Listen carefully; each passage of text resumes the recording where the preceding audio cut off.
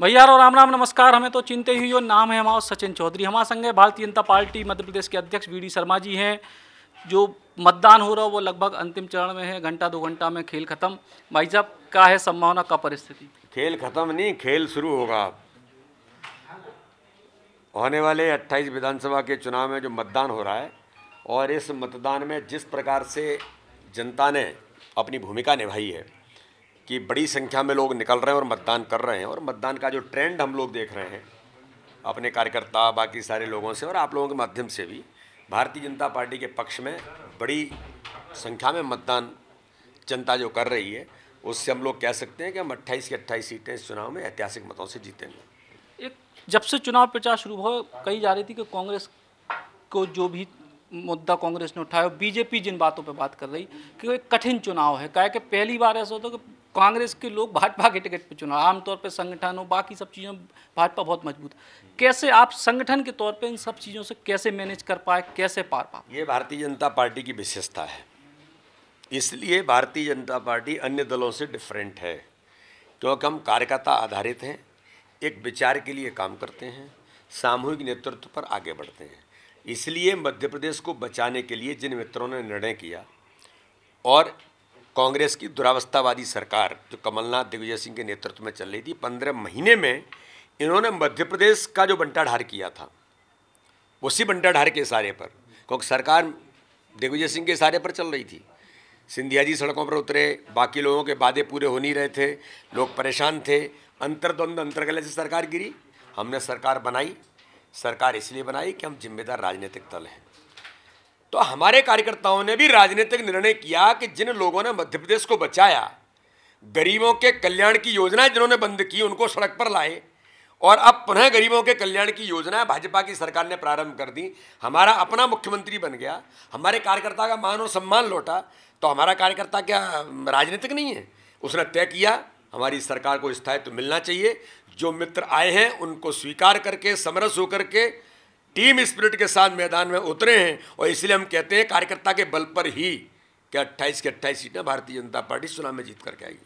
पिछली बार जो 25 लोग थे जब वे कांग्रेस के विधायक थे, तो कई बार भारतीय जनता पार्टी के जो कार्यकर्ता हैं उनसे दो अलग अलग पार्टी के नाते उनके क्लेश रहे। उनको अब एक संगठन के प्रभारी होने के नाते, संगठन के सबसे मजबूत व्यक्ति होने के नाते आप कैसे आश्वस्त करें कि अब वो चीज़ मेंटेन रहे? मैं यही बात आपसे कहना चाहता हूं कि भाजपा के कार्यकर्ता ने बहुत गंभीरता के साथ राजनीतिक निर्णय किया। घर में भी दो भाई कभी कभी मनमुटाव हो जाते हैं, तो अब वो हमारे परिवार के अंग हैं, हमारे परिवार का हिस्सा हो गए।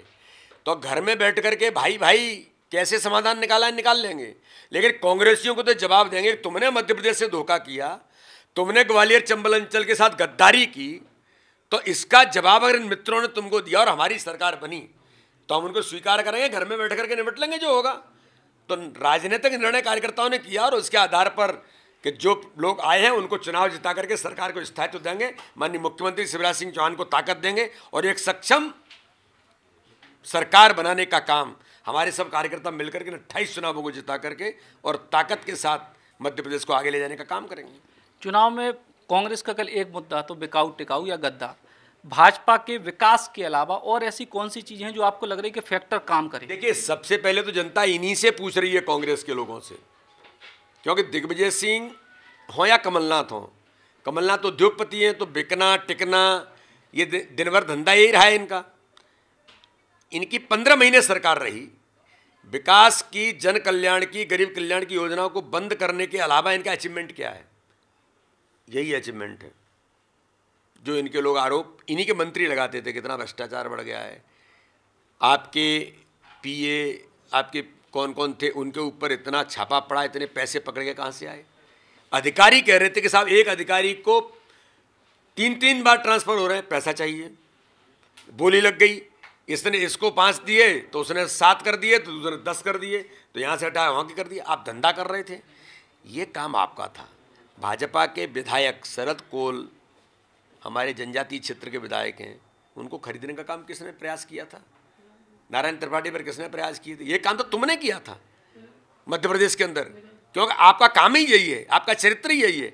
भारतीय जनता पार्टी ने तो मध्य प्रदेश को बचाने के लिए, जब आपके अंतर्द्वंद अंतरकलह से सरकार गिरी, हमने सरकार बनाई और हमारा कार्यकर्ता अब इस सरकार को स्थायित्व देने का काम कर रहा है।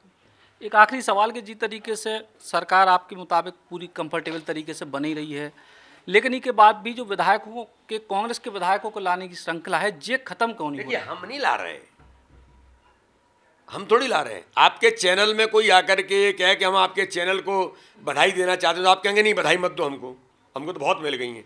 अरे कोई राजनीतिक दल है, ये दुनिया का सबसे बड़ा राजनीतिक दल है, अगर कोई हमारे नेतृत्व पर, हमारी नीति पर विश्वास रखता है और पद छोड़ करके आना चाहता है, तो इसके लिए भैया भारतीय जनता पार्टी क्यों उसको मना करेगी? हमारा स्वागत, दरवाजे खुले हैं।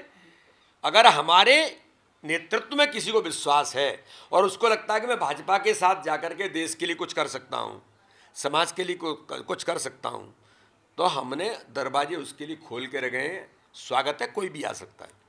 तो ये थे भाजपा के प्रदेश अध्यक्ष वी डी शर्मा जी, जिनको कहना है कि कौन भी आ सकत कांग्रेस से भाजपा में, और फिलहाल 28 में 28 सीटों पर जीत को भी दावा कर रहे हैं। कैमरामैन नीलेश के संगे सचिन चौधरी, बुंदेली बौछार कलान। बुंदेली बौछार की शानदार खबरों को देखने के लिए सब्सक्राइब जरूर करें और बेल आइकॉन दबाएं, तभी पूरी खबरें आपके पास आ पाएं।